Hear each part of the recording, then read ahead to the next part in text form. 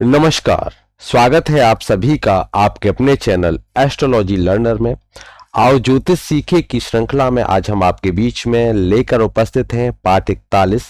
और पाठ 41 के अंतर्गत आज हम यह जानेंगे कि किसी व्यक्ति के जीवन में सुख कब उसको प्राप्त होता है, कैसे कोई व्यक्ति अपने जीवन में राजाओं की तरह सुख सुविधा संपन्न होता है, सुख समृद्धि उसके पास होती है।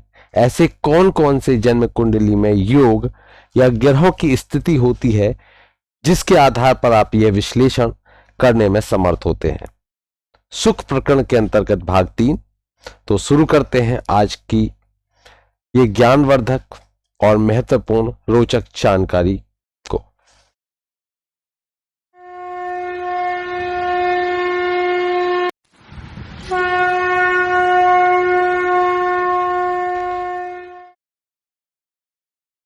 आपके इस कार्यक्रम के अंतर्गत हम सभी के बीच में हमारे जितने भी दर्शक हैं अपने जिज्ञासा भरे प्रश्न करते हैं। मेरा प्रयास रहता है कि मैं उनकी जिज्ञासा को शांत करूं और उनको उनके उत्तर अवश्य दूं, लेकिन किसी कारणवश यदि मैं उत्तर समय की कमी के कारण उत्तर देने में असमर्थ हूं तो उसके लिए मुझे खेद है। अब देखिए, जहां तक है आज हम इस प्रकरण को समझने वाले हैं कि किसी व्यक्ति के जीवन में सुखों का विचार, तो सुखों के विचार को हम यहां पर समझेंगे।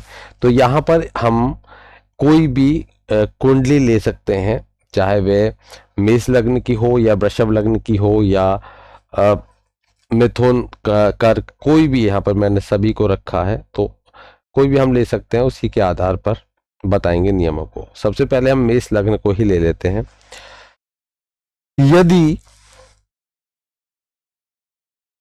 किसी व्यक्ति की कुंडली में उसकी लग्न से दूसरे भाव के स्वामी अर्थात द्वितीयेश और लग्न से नवम भाव के स्वामी अर्थात नवमेश,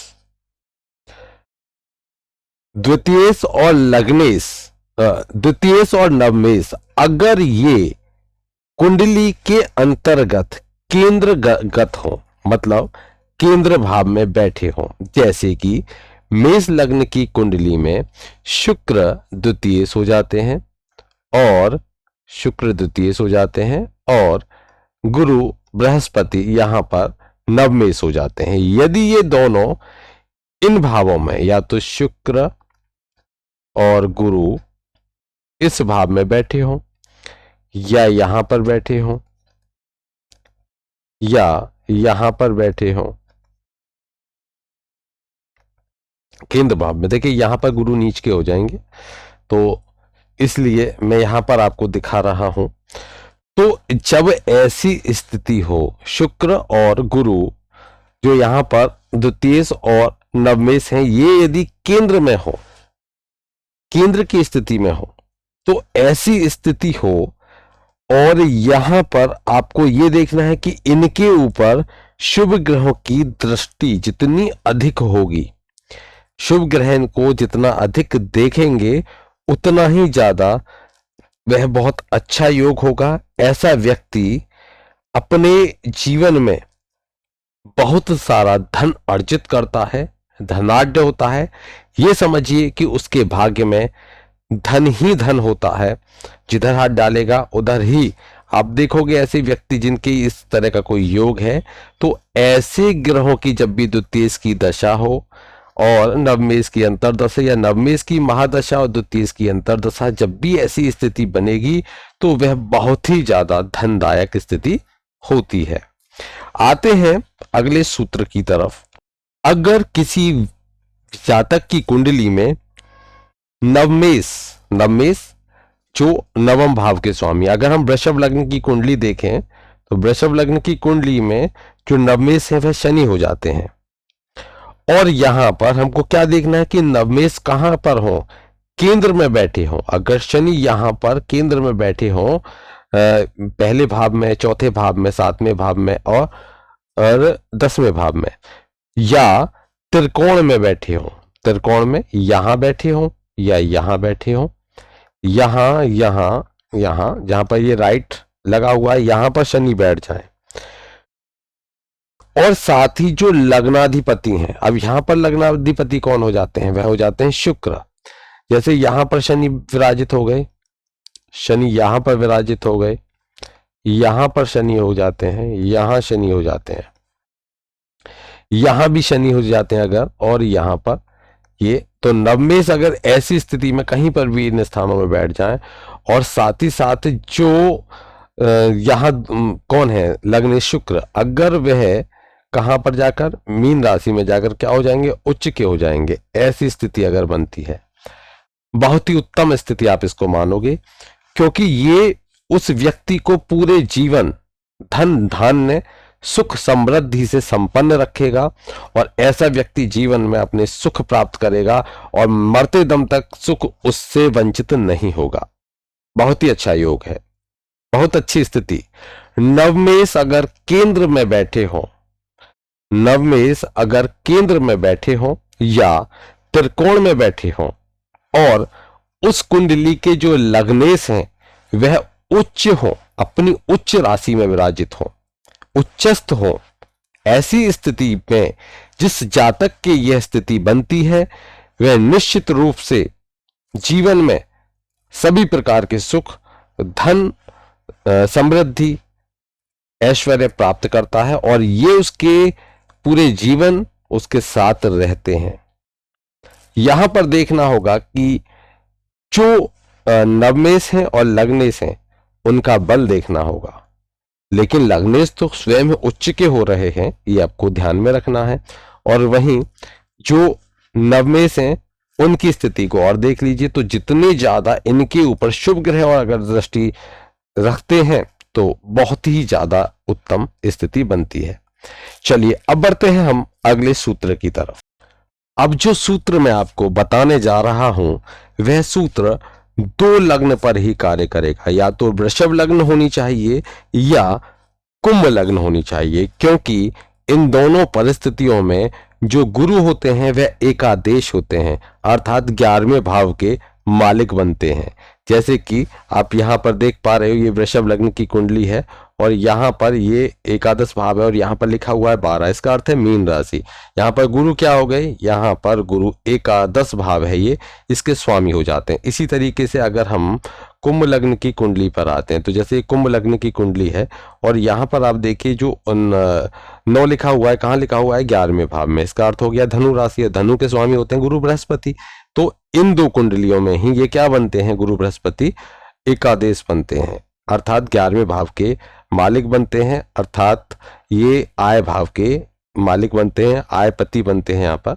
अब देखिए, अब यहाँ पर हम वृषभ लग्न को ही लेकर चलते हैं, क्योंकि आप ये समझ चुके हैं और नियम को आप समझिए कि यदि दूसरे भाव का स्वामी, नवम भाव का स्वामी और एकादेश अर्थात 11वें भाव का स्वामी, ये तीनों लग्न से, किसकी बात होती है, लग्न से केंद्र में हो, अर्थात पहला भाव, चौथा भाव, 7वां भाव और 11वां भाव, 10वां भाव, ये केंद्र में हो।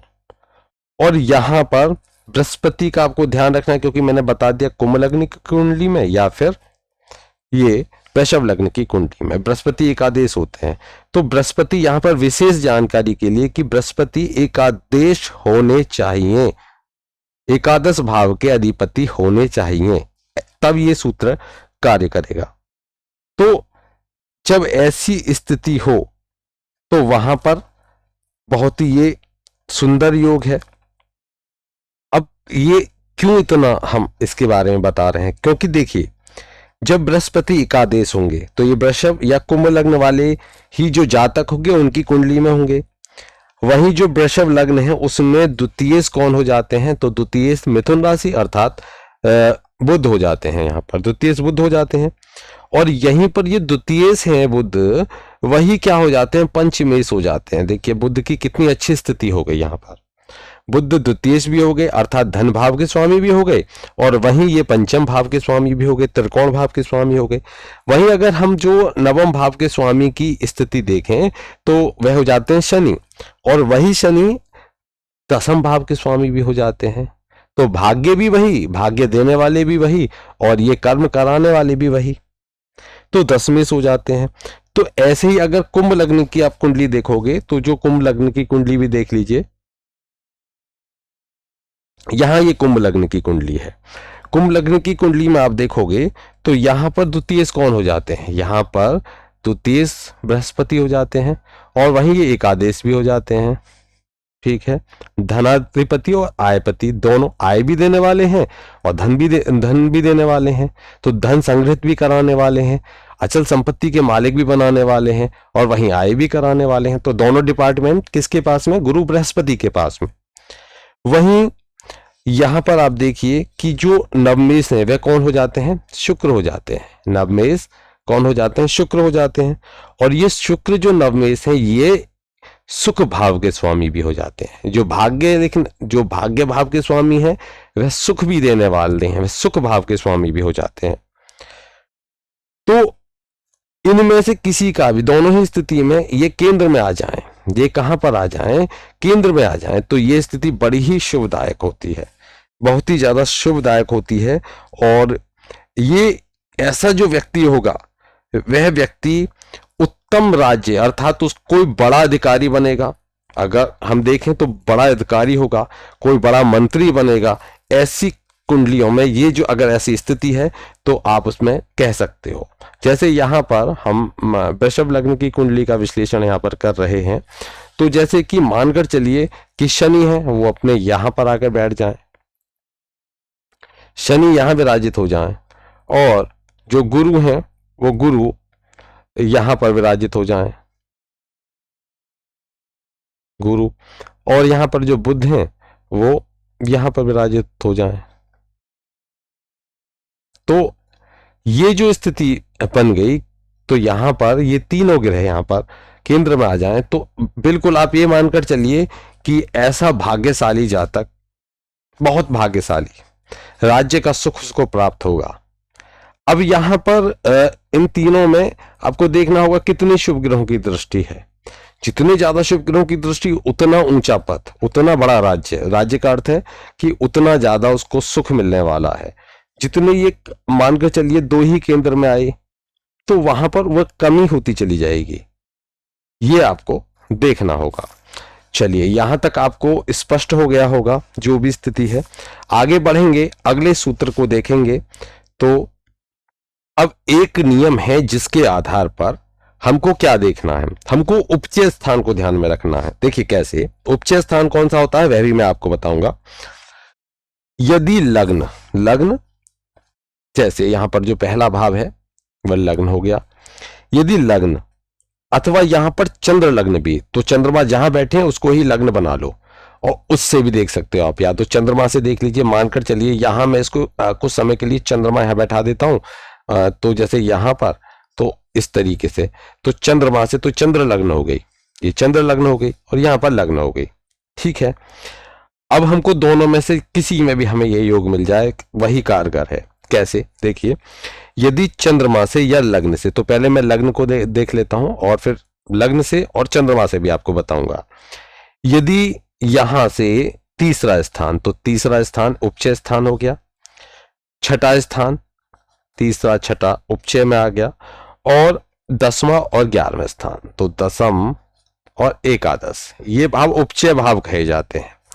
अगर इनमें बृहस्पति अर्थात गुरु, शुक्र और बुध, गुरु शुक्र बुध, तीसरे भाव, छठे भाव और 10वें भाव और 11वें भाव, इनमें तीनों में या तो एक साथ बैठ जाएं, कौन, जैसे कि गुरु यहां बैठ गए, मान के चलिए गुरु यहां बैठ गए, शुक्र यहां बैठ गए और बुध यहां बैठ गए, ऐसे मान लीजिए, या तो ऐसे बैठ गए यहां पर, या तीनों एक साथ बैठ गए, या तीनों एक साथ बैठ गए। कैसी भी स्थिति है, कैसी भी स्थिति है, लेकिन उपचय भाव में ही गुरु, शुक्र और बुध बैठे हैं। अगर आपको यहां से नहीं मिलते हैं तो आप चंद्रमा को देखिए, चंद्रमा से उपचय लगाइए, चंद्रमा से उपचय भाव लगाइए कि चंद्रमा से अगर यहां पर गुरु बैठ जाए, मानकर चलिए यहां गुरु बैठ जाए तीसरे भाव में, यहां पर शुक्र बैठ जाए, यहां पर दो ग्रह हो गए और तीसरे कौन बचे, बुध। तो या तो यहां पर बुध बैठ जाए, यहां बुध बैठ जाए, या ये तीनों एक साथ इसमें बैठ गए, या इसमें बैठ गए, इसमें बैठ गए, या 11वें भाव में बैठ गए। दोनों ही स्थितियों में, चंद्र कुंडली में और लग्न कुंडली में आप देख लीजिए, या तो चंद्र कुंडली में स्थिति बने तो भी वही कार्य करेगी, लग्न में बने तब भी वही कार्य करेगी। अगर ये स्थिति हो जाए तो ऐसा जो व्यक्ति होगा बहुत ही ज्यादा धनवान होता है, धन की उसके पास में कमी नहीं रहती। अगर ऐसा योग आपकी कुंडली में बनता है तो निश्चित हो जाइए और अपने कर्म में लग जाइए, आपको धन की कमी परेशान नहीं करेगी। चलिए, यहां तक आपको समझ में आ गया होगा। देखिए, यहां पर आपको यह भी देख लेना है कि जो 3 ग्रह हमने यहां पर बताए हैं, यदि इनमें से 2 ही ग्रह लग्न में अथवा चंद्रमा से उपचय में हो तो भी जातक धनवान होता है। जैसे कि लग्न में हो कोई ग्रह, 2 ग्रह, अगर यहां पर 2 ग्रह लग्न अथवा चंद्रमा से उपचय में हो, लग्न अथवा चंद्रमा से उपचय में हो तो भी जातक धनवान होता है। ये आपको 2 ग्रह भी हो तब भी यह स्थिति शुभ फलदायक है। चलिए आगे बढ़ते हैं। लेकिन कभी कभी कोई देखे कि उपचय में क्या है, तो 1 ग्रह भी अगर है तो धन का सुख अवश्य मिलेगा, धन का सुख अवश्य मिलेगा। बहुत धनी की बात नहीं करेंगे, लेकिन धन का सुख उसे मिलेगा अगर 1 भी ग्रह है उपचय में, अर्थात 3, 6, 10 और 11वें भाव में कोई भी इनमें से 1 भी ग्रह है, बुध, गुरु, शुक्र, इनमें से, तो भी यह अच्छी स्थिति है धन के लिए। न्यूनता अधिकता मत देखिए, यह अच्छी स्थिति है। अगर हम बात करें न्यूनता अधिकता, आप उच्च और नीच के आधार पर उसमें देख सकते हो, बल के आधार पर देख सकते हो, इनका विश्लेषण आपको जरूर करना होगा। अब हम बढ़ते हैं अगले सूत्र पर, और सूत्र है कि यदि लग्नेश और नवमेश, ध्यान दीजिए, यदि लग्नेश जो 1 नंबर पर यहां पर रहते हैं, जो भी नंबर लिखा हो 2, 3, 4, 5, 6, 7, 8, 9, 10, 11, 12 वह यहां पर लिखा हो, वो लग्नेश हैं। और उनके स्वामी जो राशि बनेगी, उस राशि के स्वामी जो होते हैं वह लग्नेश हो गए। और वहीं जो नवमेश हैं, जो नवम भाव के स्वामी हैं, जहां पर मैं टिक लगा रहा हूं उन भावों को आप देख लीजिए आपके कुंडली में क्या लिखा हुआ है। तो जो लग्नेश हैं और जो नवमेश हैं, यदि ये चतुर्थ स्थान में आ जाएं, यहां आकर बैठ जाएं, या फिर दूसरी कुंडली में बताऊंगा दूसरी स्थिति, अगर ऐसी स्थिति हो बने जैसे कि यहां पर मंगल वैसे यहां पर नीच के होंगे और यहां पर गुरु, तो इस जातक को कहीं ना कहीं मंगल के उपाय अवश्य करने होंगे, क्योंकि मंगल नीच के होंगे तो यहां पर मंगल कुछ कमी करेंगे, लेकिन गुरु का सानिध्य है उन्हें, इसलिए गुरु का सानिध्य है, इसलिए यहां पर वे इतना बुरा फल नहीं दे पाएंगे यहां पर। तो ये किस में देंगे, तो ये उस व्यक्ति को धनवान बनाने का कार्य करेंगे, बहुत धनवान बनाएंगे। अब जैसे कि यहां पर अब देखिए, इस कुंडली को अगर देखोगे तो यहां पर नवमेश और लग्नेश, ये स्थिति अच्छी बनेगी। फिर भी कैसे, शनि और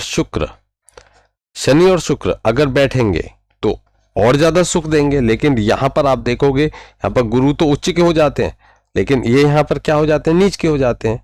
तो कुल मिलाकर यहां पर फल अच्छा रहेगा, यहां पर फल अच्छा रहेगा। बाकी आप ग्रह स्थिति देखोगे तो और अच्छी स्थिति बनेगी। लेकिन अभी हम बाकी चीजों को भूलकर सिर्फ यहां पर देख रहे हैं कि लग्नेश और नवमेश ये यदि कहां पर हो जाएं, ये चतुर्थ भाव में आकर बैठ जाएं, तो ये जातक को खूब धनवान बनाने का कार्य करते हैं। अब दूसरी स्थिति भी समझेंगे, दूसरी स्थिति भी हम कुंडली में समझेंगे कि दूसरी स्थिति क्या हो जाती है कि यदि चतुर्थेश, अब हम किसको ले रहे हैं, चतुर्थेश को, जो चतुर्थ भाव का स्वामी है चतुर्थेश, और फिर किसको ले रहे हैं, नवमेश को। पहले लग्न और नवमेश को लिया, अब हम ले रहे हैं चतुर्थेश और नवमेश को।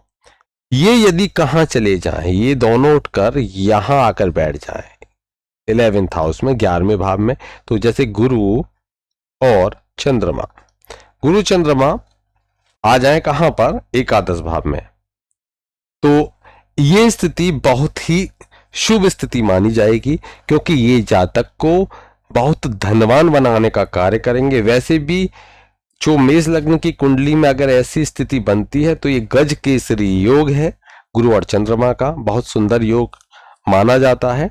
और वहीं उसी के साथ साथ ये धन को प्रदान करने के लिए भी ये विशेष सूत्र का योग है, जो कई कुंडलियों पर कहीं ना कहीं आरोपित करने पर अपना फल दृष्टि गोचर करा चुका है, तो बहुत ही शुभ है। चलिए आगे बढ़ते हैं, यहां तक आपको बिल्कुल स्पष्ट हो गया होगा। हम आगे अगले सूत्र की तरफ बढ़ते हैं। यदि किसी जातक की कुंडली में अगर द्वितीयेश कहां पर चले जाएं, अगर द्वितीयेश कहां पर चले जाएं, मैं वृषभ लग्न की कुंडली को लेता हूं, यहां पर द्वितीयेश हैं चूंकि बुध होते जाते हैं, और ये अगर उठकर चले जाएं यहां पर एकादश भाव में, द्वितीयेश कहां पर, एकादश भाव में, और जो एकादश शेष हैं अर्थात यहां पर बनेंगे गुरु बृहस्पति, ये चले जाएं नवम भाव में। ये कहां चले जाएं, नवम भाव में, अर्थात नवम भाव में एकादेश जो होंगे, एकादेश चले जाएं, ऐसे आप समझिए ये पहुंचे यहां और यहां के मालिक उठे वो गए यहां, ऐसे समझिए, ऐसे हो। और जो नवमेश हैं वो कहां चले जाएं, वह गो में वह पहुंचे पंचम भाव में, अर्थात शनि। देखिए देखिए स्थिति आपको समझ में आ गई होगी। यहां पर ये द्वितीयेश पहुंचे एकादश भाव में, एकादश पहुंचे नवम भाव में, और नवमेश पहुंचे पंचम भाव में। जब यह स्थिति बने किसी व्यक्ति की कुंडली में, तो ऐसा व्यक्ति अच्छा खासा खूब अच्छा धन कमाने वाला होता है, बहुत धनाढ्य होता है। आप देखिए कहीं आपकी कुंडली में ऐसा योग तो नहीं है, या आपके किसी जो परिवार में कोई व्यक्ति हो उसकी कुंडली का विश्लेषण भी कीजिए और देखिए कहीं ऐसा योग आपके परिवार में किसी बालक की कुंडली में तो नहीं है।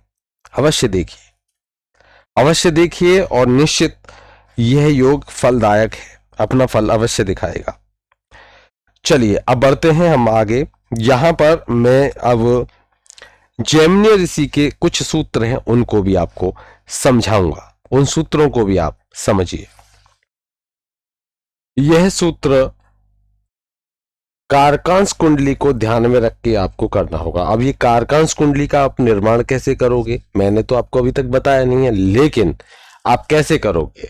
कुंडली में देखिए सबसे ज्यादा अंश जिस ग्रह को मिले हुए हो, राहु केतु को छोड़ दीजिए, 7 ग्रहों में आप देखिए छाया ग्रहों को छोड़ते हुए जिसको भी सबसे ज्यादा अंश मिले हुए हैं आप उसको लीजिए, वह आत्मकारक ग्रह हो गया। अब नवमांश कुंडली को देखिए और नवमांश कुंडली में देखिए कि वह ग्रह कहां पर बैठा हुआ है जो सबसे ज्यादा अंश लिए हुए है, जो सबसे सर्वाधिक अंश लिए हुए है। मानकर चलिए किसी कुंडली में सूर्य 5 अंश पर 5 डिग्री, मंगल 10 डिग्री, ठीक है, चंद्रमा 12 डिग्री, वहीं जो बुध हैं वो 18 डिग्री, और बृहस्पति 22 डिग्री, और शुक्र 25 डिग्री, और शनि 28 डिग्री।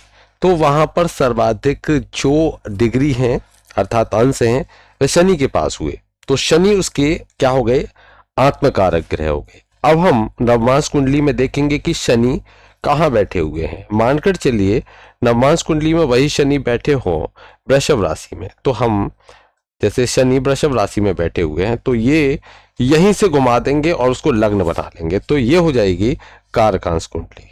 तो कारकांश लग्न हो गई। तो अब यहां से ये सूत्र आपको, यहां तक मैंने कारकांश को थोड़ा सा समझाया है डिटेल में, अलग किसी और वीडियो के साथ में इसको मैं समझाऊंगा, पूरा डिटेल में समझाऊंगा। जैमिनी सूत्रों को भी लेकर आएंगे विशेष रूप से, लेकिन यहां पर मैं आपको साथ ही बताता हुआ चल रहा हूं। तो आत्मकारक से जो चतुर्थ स्थान है, ध्यान दीजिए, आत्मकारक से जो चतुर्थ स्थान है, चतुर्थ स्थान में यदि शुक्र व चंद्रमा स्थित हो, अगर चतुर्थ स्थान में शुक्र और चंद्रमा स्थित हो तो मनुष्य के पास में बहुत सारे राजसी चिन्ह होते हैं। अर्थात कहने का अर्थ है कि राजसी व्यक्ति होता है, राजसी चिन्ह, राजसी मोहर होगी, किसके पास होगी? जो राजा के समान होगा। किसी के पास में आप देखोगे आज की तारीख में अगर हम देखें तो बड़े बड़े अधिकारी हैं, उनके सिग्नेचर, उनकी जो स्टाम्प है वो बहुत कार्य करते हैं, तो वही बहुत सारे उसके पास में से चिन्ह होंगे, बहुत सारे मेडल होंगे। तो कहने का अर्थ ये हो गया कि बहुत ज्यादा समृद्धिवान ऐसा व्यक्ति होता है यदि कारकांश कुंडली, अब यहां पर ये कौन सी कुंडली है? कारकांश।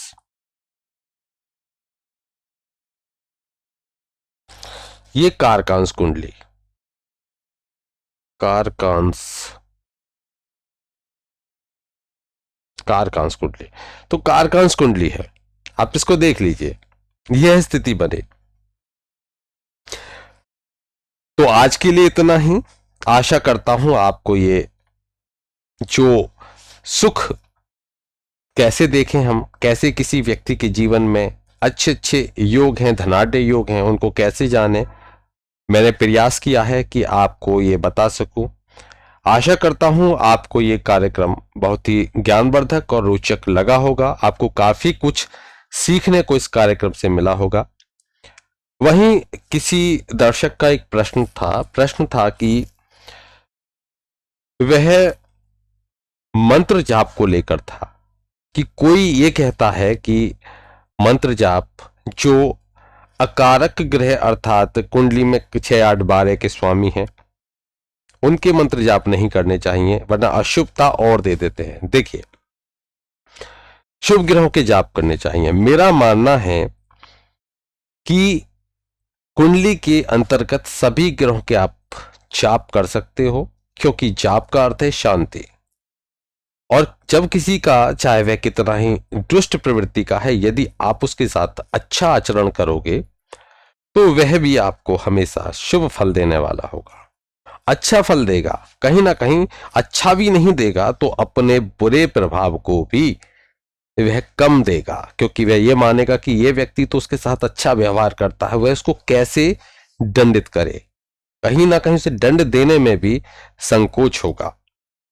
और वहीं अगर शुभ ग्रह जो आपकी कुंडली में है, अगर आप उसका जाप करते हो तो निश्चित है वो प्रसन्न तो पहले से ही है, और अधिक प्रसन्न हो जाएगा तो सोचेगा इसको मैं जितना चाहूं, जो चाहूं इसको दे दूं। कुल मिलाकर दोनों स्थितियों में जाप कहीं भी अशुभता वाला तो रहा नहीं। वहीं यदि कोई रत्न पहनने की बात करता है तो रत्न में जो नेगेटिव प्लेनेट्स हैं जो भी आपकी कुंडली में हैं, उनकी नकारात्मकता आपको, उनका भी प्रभाव मिलेगा। जाप से नकारात्मकता कम होती है, सकारात्मकता बढ़ती है।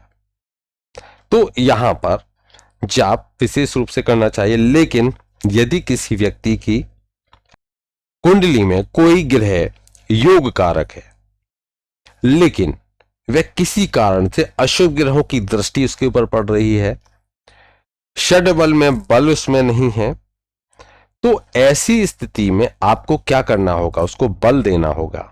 शांति के लिए जो जाप है उससे उसको उतना लाभ नहीं मिलेगा, लेकिन आपको क्या करना होगा? उसका रत्न धारण करना होगा, ताकि उसकी जो रश्मियां हैं आपके शरीर में बढ़ें और वह अपना प्रभाव आपको दिखा सके। जैसे कि अस्त कोई ग्रह है और आपकी कुंडली में वह योग कारक स्थिति में है, अच्छी स्थिति में है, लेकिन अस्त है, तब आप उसका रत्न धारण कीजिए।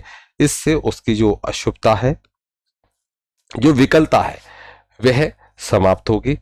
और अगर वह जो ग्रह है शुभ भाव के साथ साथ में अशुभ भाव का भी अधिपति है, तो उस स्थिति में आप उसका रत्न धारण अगर करते हैं तो आपको वहां पर मंत्र जाप भी करना चाहिए, ताकि उसकी अशुभता आपको कम से कम प्राप्त हो। आज के लिए इतना ही। आशा करता हूं आपके लिए ये जानकारी बहुत ही ज्ञानवर्धक रही होगी। हमें कमेंट बॉक्स में कमेंट अवश्य करें। और साथ ही साथ एक रिक्वेस्ट आप सभी से करूंगा कि कार्यक्रम को ज्यादा से ज्यादा शेयर करें, ताकि ये जो ज्ञानवर्धक कार्यक्रम है उन सभी तक पहुंच सके जिनको ज्योतिष के बारे में किंचित मात्र भी जानकारी की इच्छा है, वह उसको प्राप्त कर सकें। चलिए आज के लिए इतना ही। जय श्री कृष्ण।